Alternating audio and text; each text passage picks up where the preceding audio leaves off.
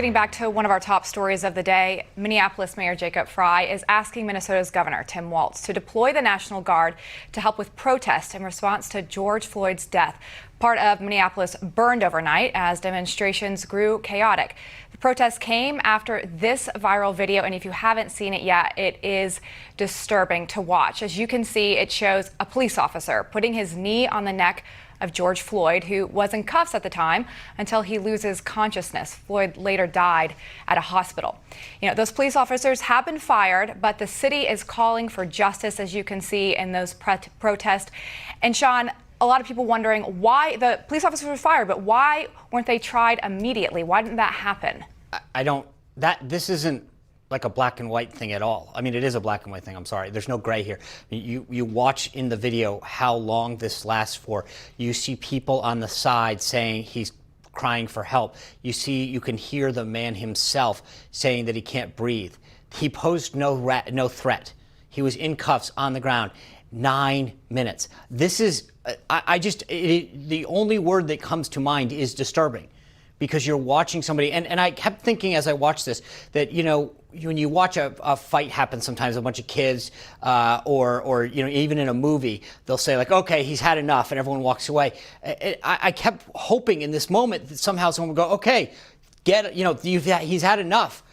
It's just appalling to see what's going on, and I'm glad the president tweeted about this and made it very clear in the tweet that the Department of Justice would be stepping in to look at this as a potential hate crime. He says, at my request, the FBI and the Department of Justice are already well into an investigation as to the sad and very tragic death in Minnesota of George Floyd. I have asked for this investigation to be expedited and greatly appreciate all the work done by local law enforcement. My heart goes out to George's family and friends. Justice will be served. I mean, this was a case of potentially passing a forged $20 bill.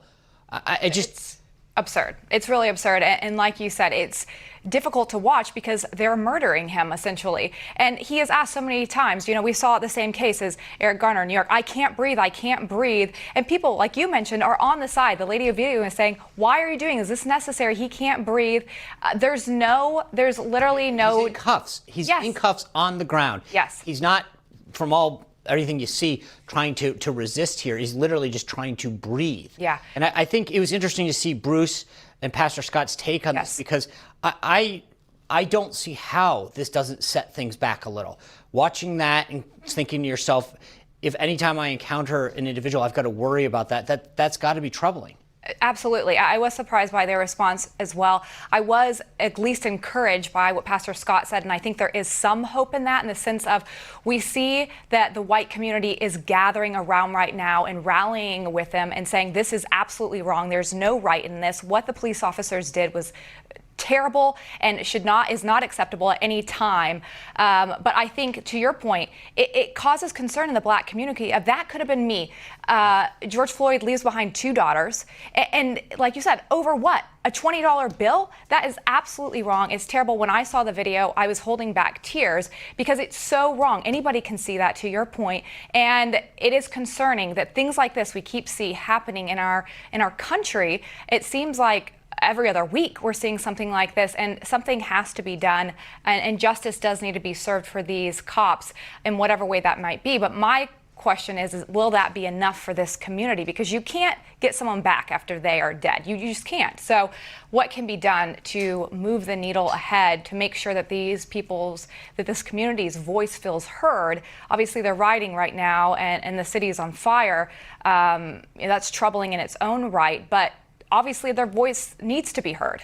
Yeah, I agree with you. And I think how this is handled is much bigger than this one incident and much bigger than Minneapolis. This is something that people around the country are going to look to see how it's handled. And I'm glad to see the federal government stepping in so early and saying, we're going to look at this to make sure that nothing happens, because there's obviously there's a civil right. I mean, there's so many aspects of this case that cross so many lines in terms of policing, civil rights, police brutality. I mean, it goes on and on and on. And I think that how it becomes handled is going to tell a lot about where we're going as a country. Yeah, I think it does. And it's important to, like you said, it's important that the federal government is involved in this response and that we heal together as a nation and continue to do the right things. Well, coming up, we're going to bring in our company to talk about President Trump's escalating war with tech companies. Stick around.